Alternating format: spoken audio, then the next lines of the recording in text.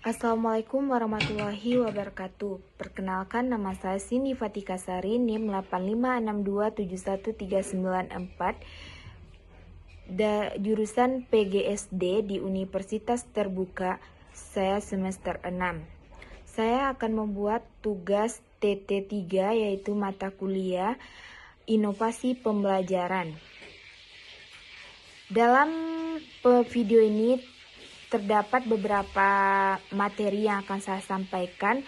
Materinya yang berjudul Automate Online Proctoring. Terdapat 4 poin. Yang pertama, apa itu Automate Online Proctoring? Yang kedua, bagaimana sistem tersebut bekerja.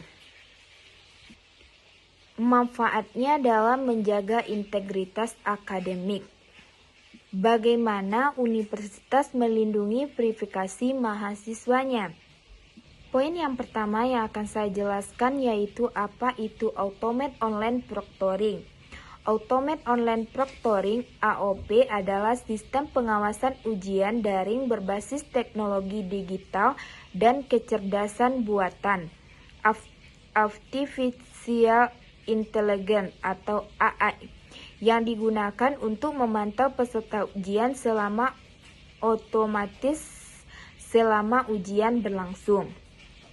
Sistem ini bekerja melalui perangkat seperti kamera, web, mikrofon, dan komputer peserta untuk mendeteksi aktivitas selama ujian. Tujuannya adalah memastikan ujian berlangsung jujur dan meminimalkan kecurangan akademik.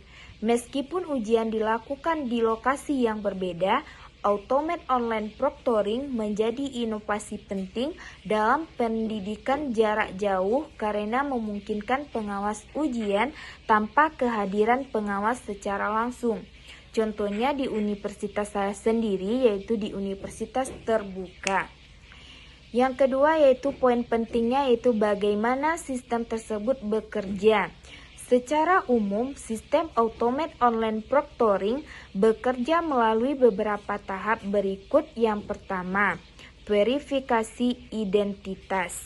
Sebelum ujian dimulai, mahasiswa diminta yang pertama, menunjukkan kartu identitas. Yang kedua, mengaktifkan kamera. Yang ketiga, melakukan verifikasi wajah. Hal ini bertujuan memastikan peserta ujian adalah orang yang benar. Pemantauan selama ujian. Saat ujian berlangsung, sistem akan yang pertama merekam video atau audio peserta. Yang kedua, memantau gerak mata dan wajah. Yang ketiga yaitu mendeteksi keberadaan orang lain. Yang keempat yaitu mengawasi aktivitas layar komputer. Yang kelima yaitu mengidentifikasi perilaku yang dianggap tidak wajar. Contohnya yaitu sering melihat ke arah lain. Yang kedua, keluar dari layar terlalu lama. Dan yang ketiga yaitu membuka aplikasi lain saat ujian. Yang ketiga yaitu analisis otomatis oleh AI. Teknologi AI akan menganalisis pola perilaku peserta dan memberi tanda jika diketemukan aktivitas yang dicurigai sebagai kecurangan. Namun keputusan akhir biasanya tetap diperiksa oleh pengawas atau pihak universitas agar tidak terjadi kesalahan penilaian. Yang keempat yaitu penyimpanan dan pelaporan data. Sistem penyimpanannya yang pertama rekam video, yang kedua aktivitas ujian, yang ketiga yaitu laporan hasil pengawasan. Data tersebut digunakan sebagai bahan evaluasi apabila terjadi dugaan pelanggaran akademik. Poin yang ketiga yaitu manfaatnya dalam menjaga integritas akademik.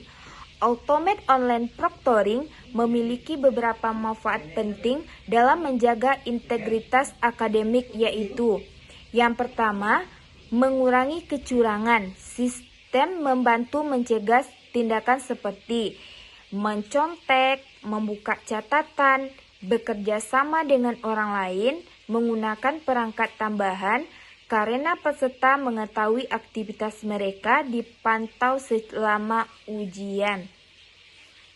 Yang kedua yaitu menjamin keadilan ujian. Mahasiswa yang mengerjakan ujian dengan jujur tidak dirugikan oleh peserta yang melakukan kecurangan.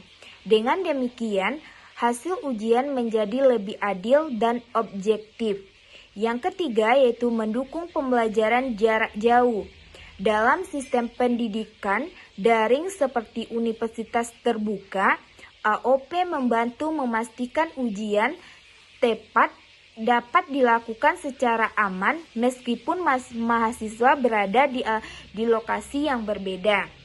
Yang keempat yaitu efisiensi pengawasan. Sistem otomatis memungkinkan pengawas banyak peserta sekaligus tanpa membantu pengawas dalam jumlah besar. Bagaimana universitas melindungi verifikasi mahasiswa? Agar menggunakan automated online proctoring tepat, etis, dan aman, universitas harus menerapkan perilaku privasi mahasiswa melalui beberapa langkah sebagai berikut. Yang pertama, transparansi penggunaan data. Universitas harus menjelaskan secara terbuka. Yang pertama, data apa yang dikumpulkan. Yang kedua, tujuan mengumpulkan data. Yang ketiga, lama menyimpan data. Yang keempat, yaitu siapa yang dapat mengakses data. Mahasiswa berhak mengetahui bagaimana data mereka digunakan. Yang kedua, yaitu keamanan menyimpan data. Yang pertama, data rekaman ujian harus disimpan dalam sistem yang aman, dilindungi dengan enkripsi. Yang ketiga yaitu tidak dibagikan kepada pihak luar tanpa izin. Hal ini penting untuk mencegah kebocoran data pribadi. Yang ketiga yaitu penghapusan data secara berkala. Universitas perlu memiliki kebijakan penghapusan data setelah masa penyimpanan selesai, agar data pribadi mahasiswa tidak tersimpan terlalu lama. Yang keempat yaitu adanya persetujuan pengguna. Sebelum menggunakan sistem, mahasiswa perlu diberikan info lebih lengkap dan menyetujui penggunaan automated online proctoring melalui prosedur persetujuan. Yang kelima yaitu evaluasi dan pengawasan sistem. Universitas harus rutin mengevaluasi sistem untuk memastikan tidak terjadi bias algoritma. Yang kedua, tidak ada pelanggaran privasi.